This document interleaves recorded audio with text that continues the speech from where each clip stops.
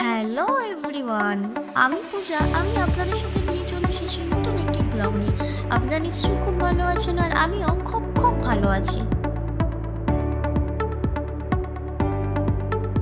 আজ আমি এসেছি আমার প্রিয় গ্রামের বাড়িতে। এখানে এলে মনটা যেন হালকা হয়ে যায়।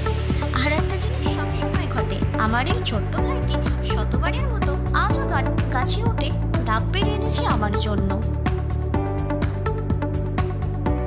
ভালোবাসা সবসময় দামি কিছু দিয়ে নয়, এভাবেও প্রকাশ পায়।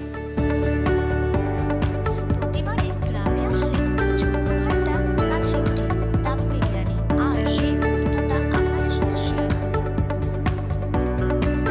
এই যে আপনারা দেখতেই পাচ্ছেন বন্ধুরা, ও গাছে উঠে গেছে ডাব পাড়ার জন্য।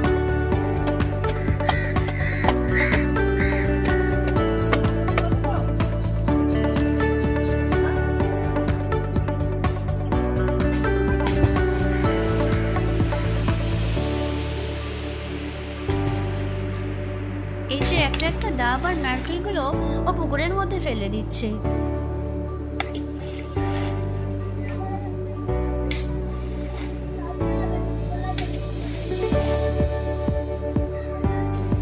ওর ডাব পাড়া হয়ে গেছে, এবার ও নেমে আসছে।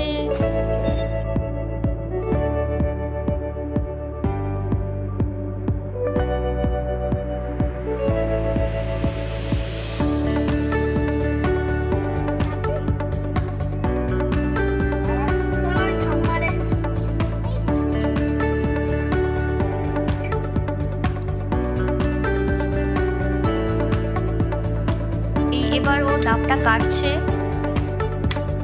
ওর ডাবটা প্রায় কাটা হয়ে গেছে। ও আমার জন্য এবার একটা নারকেল ছাড়িয়ে দিচ্ছে। এই যে আপনারা দেখতেই পাচ্ছেন নারকেলটা নারকেলটা নারকেলটা অনেকটাই ছাড়ানো হয়ে গেছে।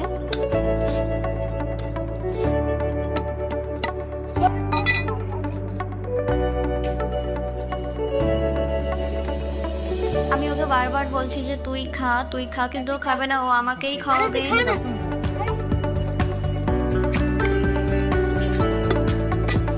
জলটা একটু ঝাঁঝ ঝাঁঝ লাগছে, কিন্তু ঠিক আছে।